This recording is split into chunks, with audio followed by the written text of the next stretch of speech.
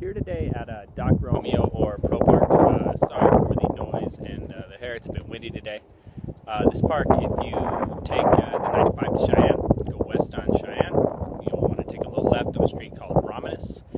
There are signs that says to Doc Romeo Park. Most people refer to the actual park as Pro Park though, or the skate park is Pro Park. It's a good park, but once again falls into the standard kind of Vegas. If it was built better, it would have been phenomenal.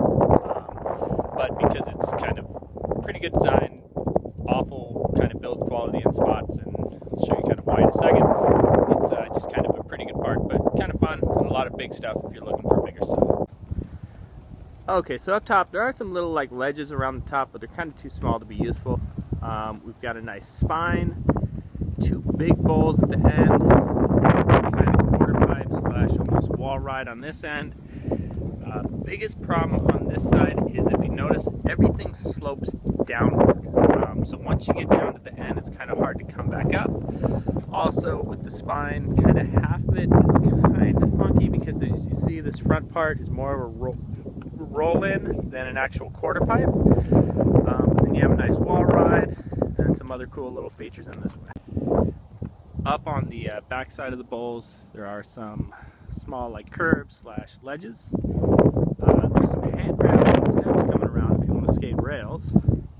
And coming around, we have another one of the kind of little useless little ledges, but then there's kind of a nice long ledge with round coping on the back side of that biggest quarter pipe on the top side. Okay, now panning around from kind of the bottom of the larger section, a little roll in, little transfer ledge back to the pyramid, a little bigger wall ride, kind of quarter pipe at the back end. You notice it all kind of slopes down to this end, little quarter pipe built into the quarter pipe there.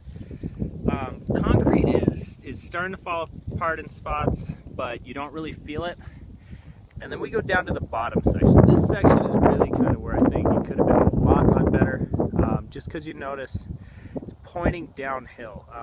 Let me straighten my camera out. So that's straight. You notice how everything just kind of falls off. It makes it hard to skate a lot of this. You'll also see how it's just a really steep slant coming down. There's also some little rails around the perimeter. But this side, to me anyway, not fun for very long just because it's hard to skate with the slants. This is a view of the lower section from the bottom. Some little rails coming down, some little kind of just drop-offs. The quarter pipes or slash ramps on some of the fun boxes in the area are a little steep and hard to skate. And then if you follow it around, you'll notice there's a sidewalk that goes up and has some rails. Take that up to the top and we get to the next section. Okay, this is the final part of the park. It's kind of a hidden bowl in the back of a little pathway with the rails. This could have been built better, would have been a lot more fun. The top section is not steep enough, and the coping's set way too low. The back section is really steep, and you see at the back it's kind of missing a grade, so don't catch up on that. This really skates more like a drainage ditch than something from a skate park. It kind of feels more like DIY homemade, but fun to check out, and if the rest of the park's crowded,